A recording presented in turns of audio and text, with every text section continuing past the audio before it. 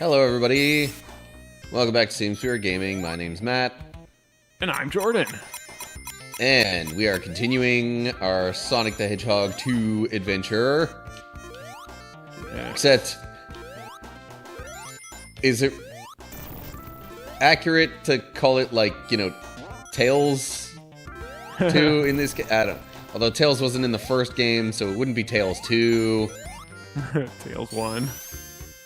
Whatever. He's one. He's Playing always one Sonic game 2 behind as Sonic. Tails. Which, honestly, I don't think really makes that much of a difference in this case. They play the same. Yeah, he doesn't have any flying powers. That comes in Sonic 3. Yes. Yeah, there are certain things that maybe would be a little bit different if I had Sonic and Tails, which is an option.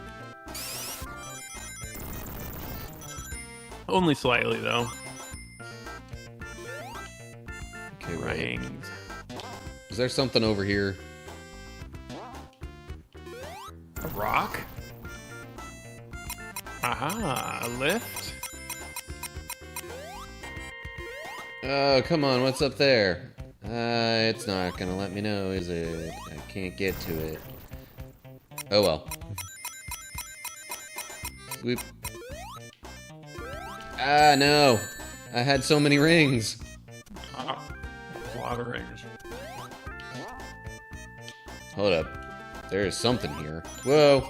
Ooh. Oh, no. There's just a few rings. Might be something else up high, though. Yep. Wow. Invincibility! Alright. Which is nice to have for this part, where things are, like, going up and there's lava, then you don't have to worry so much about the lava. Nice.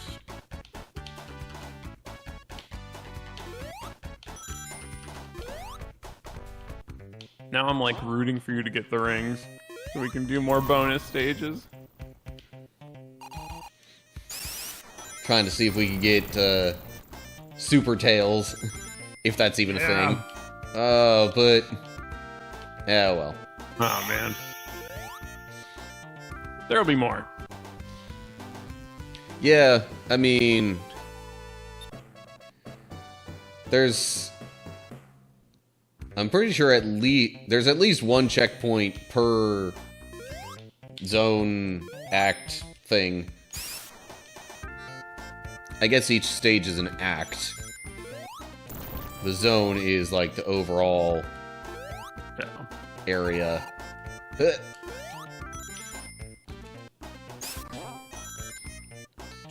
Now, how What? would they expect you to possibly have What happened? 50 rings at that one?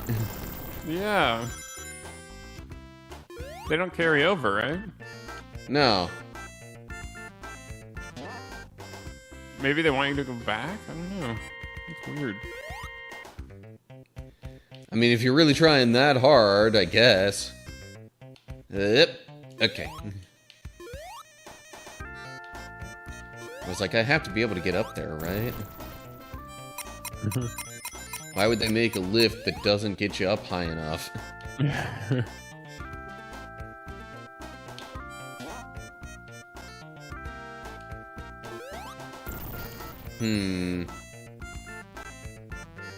Yeah, I'm gonna wait for that.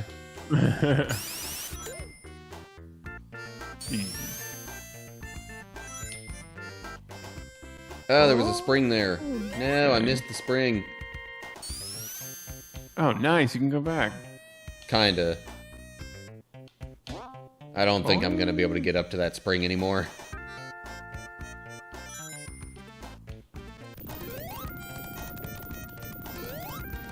Oh, jeez. Something's happening. What's going on? That's what it is. Okay. I thought that was the case. I just wasn't seeing it yet. So I got a little confused.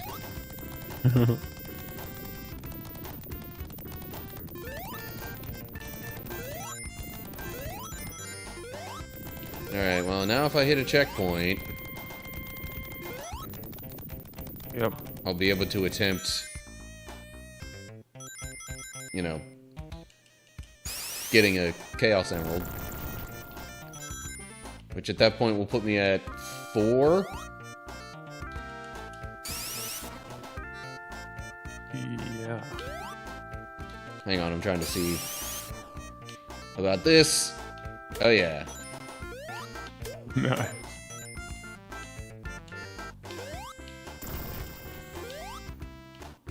Boing. Ah, no! Dang, no. The sneaky spikes got me. Why? Why must you do this? Well, there goes that idea.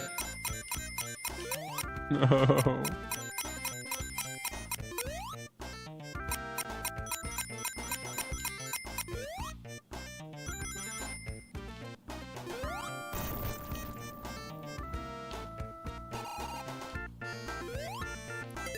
And there's the checkpoint. Dang it. Can we still do it? Is it possible? Maybe. I forget how many zones are left.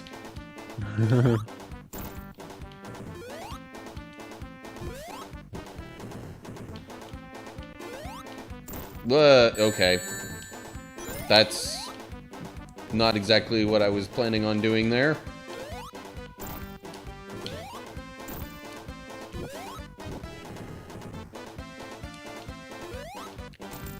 Well, I'm not exactly super worried about getting a game over. I have plenty of lives. And saves. Also true.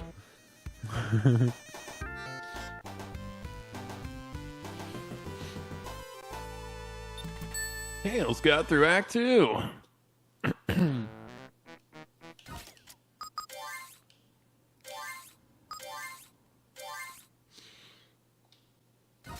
Mystic Cave Zone.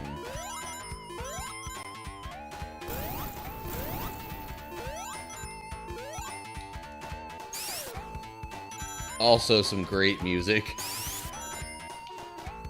Yeah, I don't remember this one. I'm sure I would recognize it.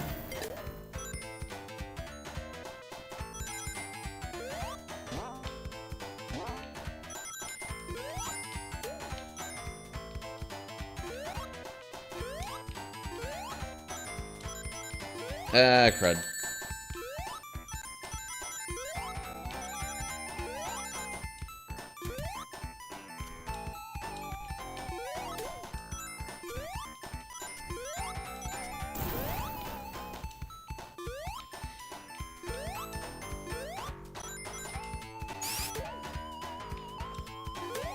Yeah, especially some of the later stages of this game, I think, have a habit of sending sneaky, spiky things at you. Yeah. Sneaky, spiky things. Oh, jeez. Alright, hang on. Yeah. Or just sneaky things that deal damage to you in general. Not even necessarily always spikes.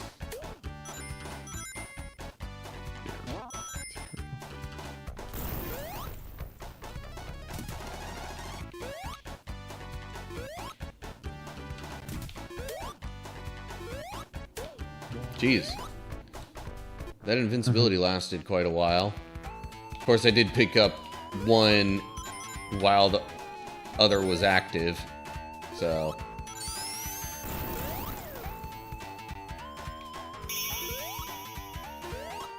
I will say, one slight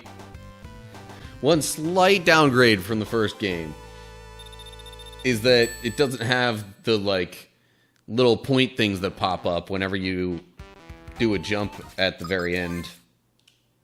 Oh, yeah. That's true. Unplayable. But it has Tails. Okay, I guess a pass then. And Tails is playable. Yeah, that's pretty big. I think that makes up for it. Yes. Is Yep, Sonic hold 3 peak Sonic? Or 2D Sonic? Sorry, you're asking I honestly... Sonic 3 is?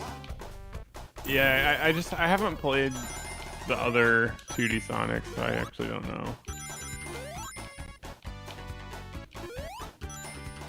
Sonic 3 was the last 2D Sonic I ever played. Besides whatever's in Generations. Yeah, that's not a purely 2D Sonic game, though. Right, That's exactly. just a Sonic game with 2D sections. Yeah.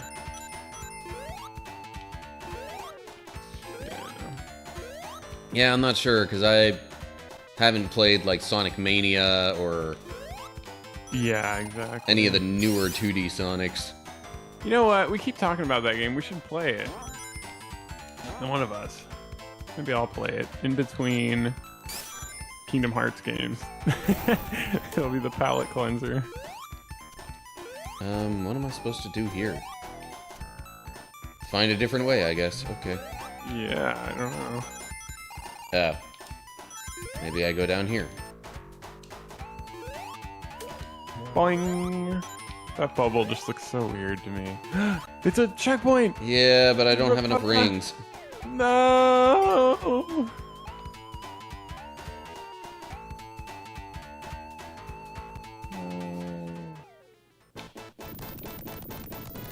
I don't think we're gonna make it. What? Oh. Random spiky thing fell on me, I guess.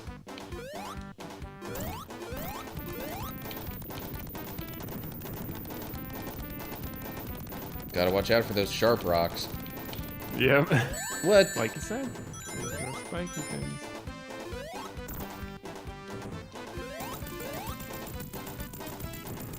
Nice.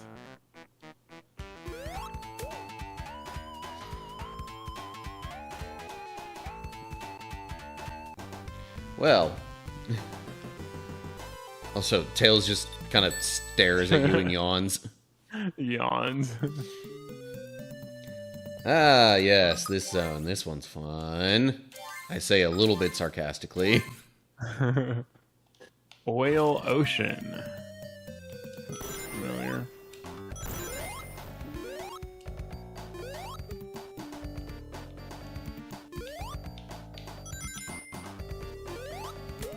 Octopus.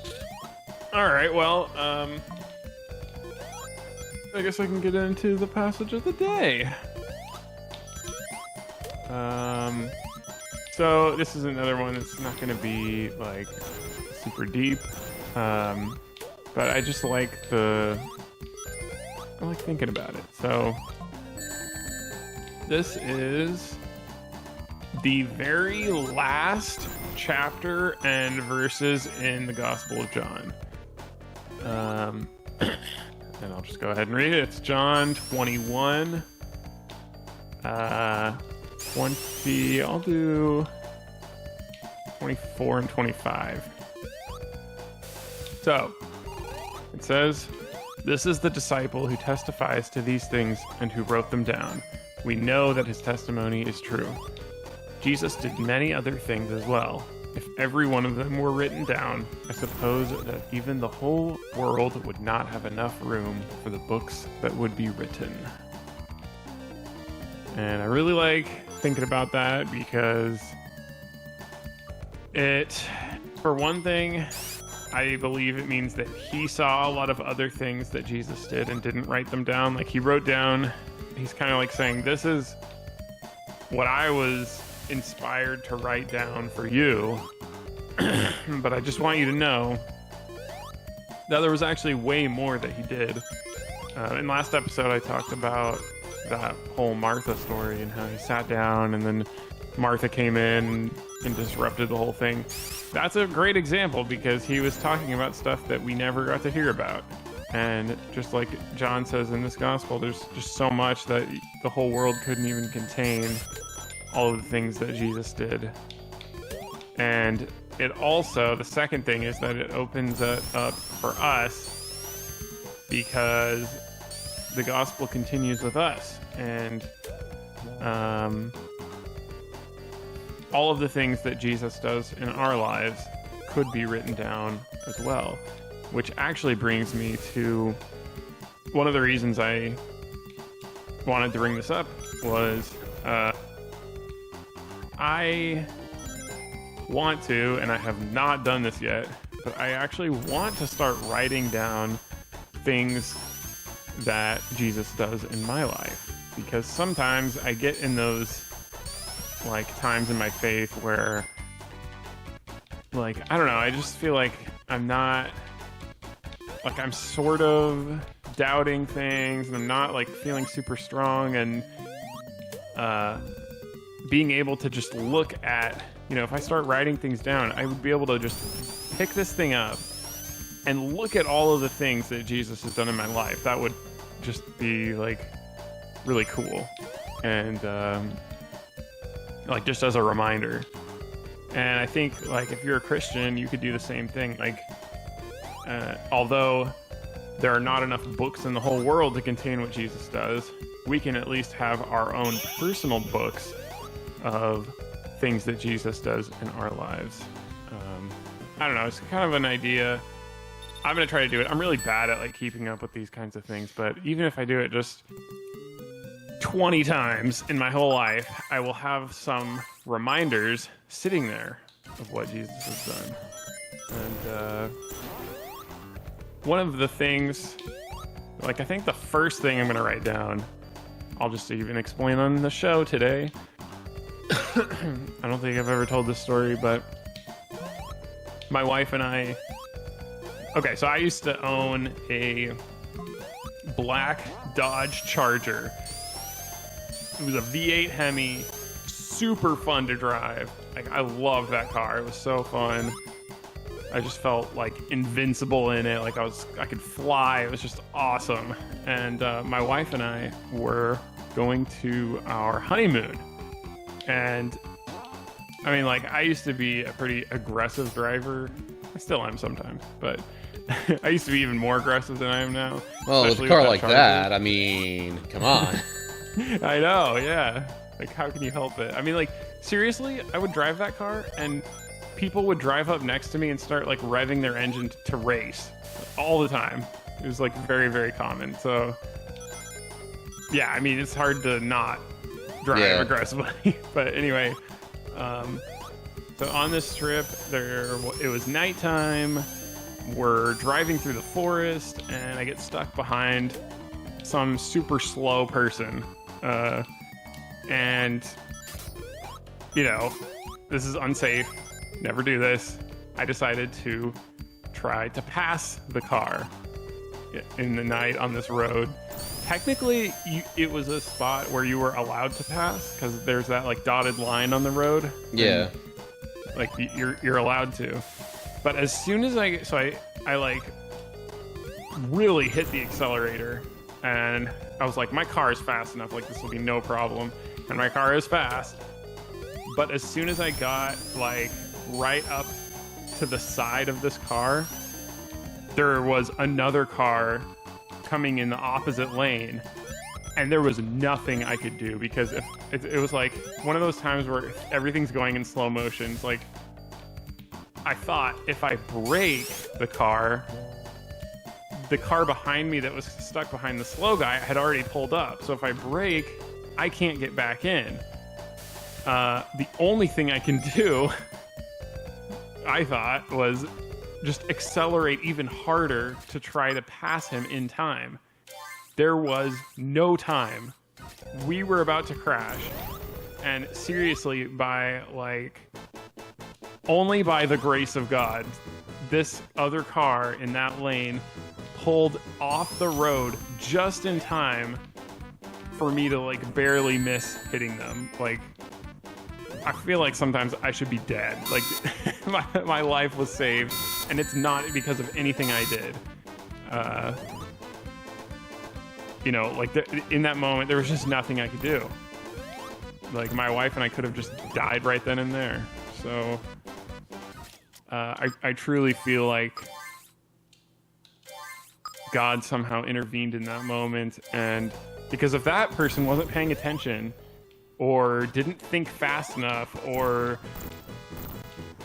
like I don't know. I've played that moment over and over in my head, and it's like that was so close.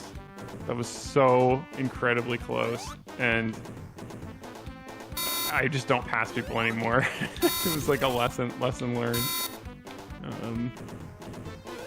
And I'm trying to even imagine what I would do if I was driving along and some, aggressive car is driving straight towards me. Would I? Now I think I would, but back then, would I pull off the road to miss them? I don't know if I could think that fast. Like, it was just, yeah, it's one of those things that everything happened extremely quick, but it was like all slow motion in my head. I don't know. That was a crazy, crazy moment. So that's like the first thing I'm going to write down, because I feel like every day since that day is a blessing. Because I could have died. And it's like, I don't know. I just take every day as a gift. Anyway, that's my crazy story.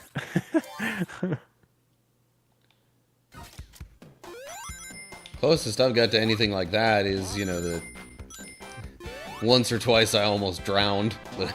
Oh my gosh, what happened? Well, okay, the first time was the most ironic.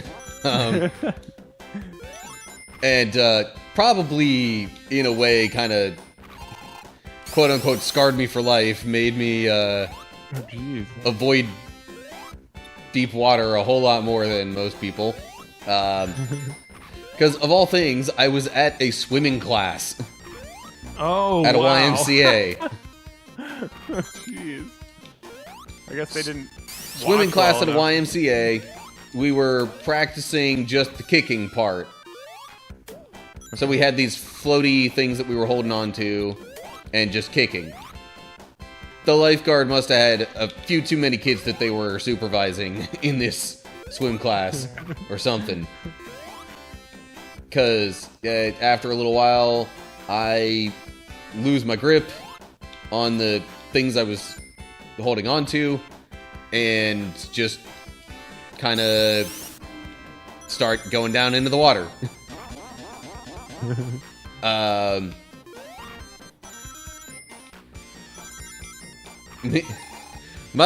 Apparently, I mean, I was real little at this time, like single digits for sure. I want to say maybe even around like 5 years old. Wow. So Man. I'm there in the water sinking. Only thing I can think to do is to kind of like, quote unquote, find the light. And I mean, I did kind of literally look for the light, even though that wasn't exactly like the reasoning behind. That just happened to be what looking upward was in that case. Yeah. So yeah, pretty much looked up and was like, all right, I'm gonna try and get myself up that way. Kind of sort of swim myself to the surface and, find the floaty thing I was gripping again and just like tuck it under my arm. They really didn't watch you well enough. Meanwhile, my mom is apparently watching all this happen, says she's about ready to bust through whatever window or thing that she was watching from. Yeah. No kidding. That's crazy. Okay. Thought I was about to die in the game there.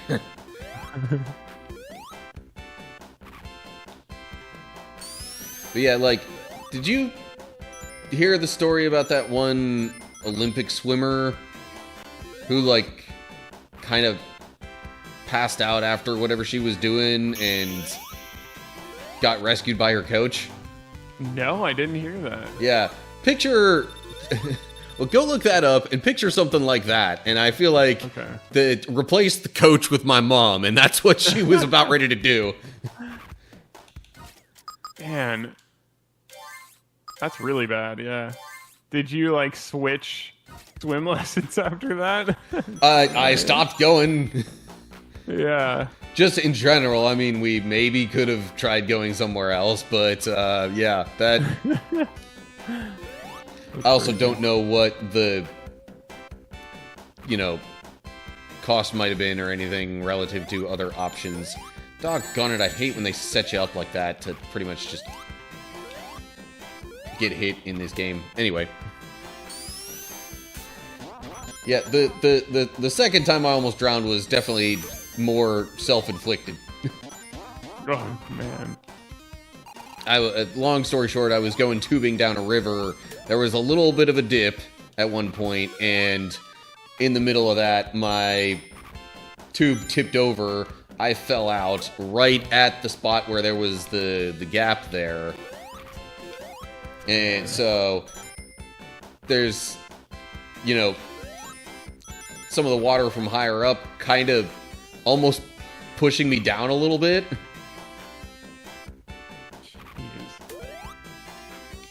But, fortunately enough, there was a fairly large rock right under that spot, so I just kind of follow that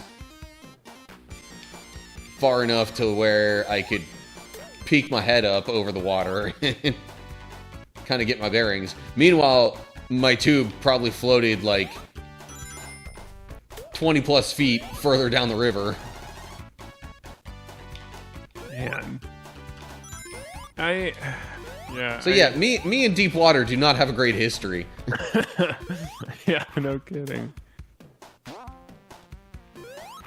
I was on the swim team, and I've been a very strong swimmer, so that's one thing that I'm really good at is swimming.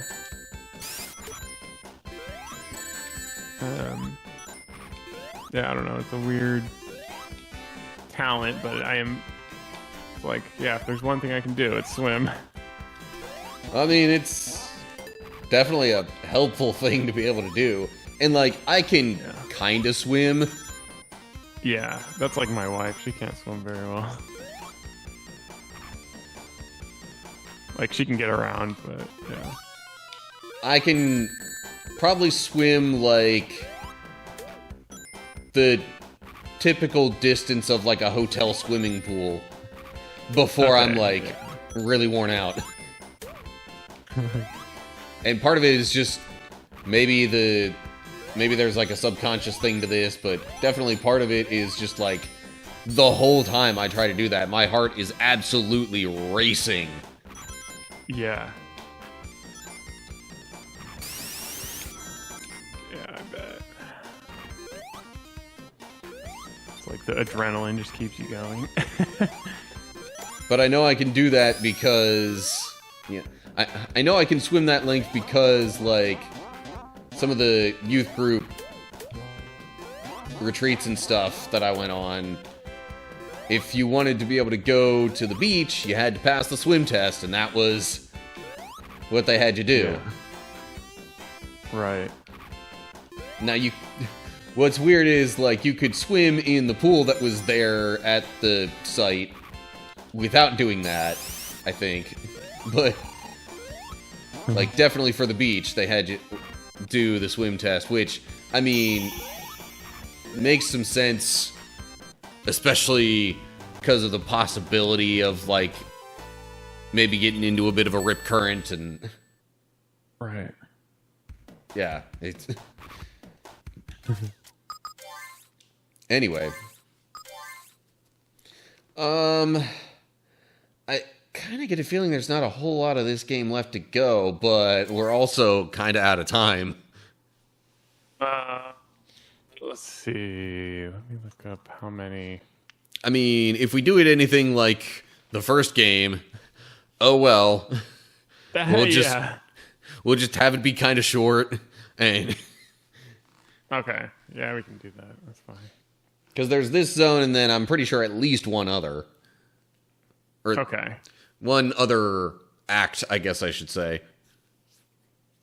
Yeah, we can save it. Okay. That's fine. If it's really, too short... I can just hop straight into game number 3. Yeah. Exactly. Okay, we're good. Well, thank you for watching, everybody. Yep. Subscribe to the channel. We love you.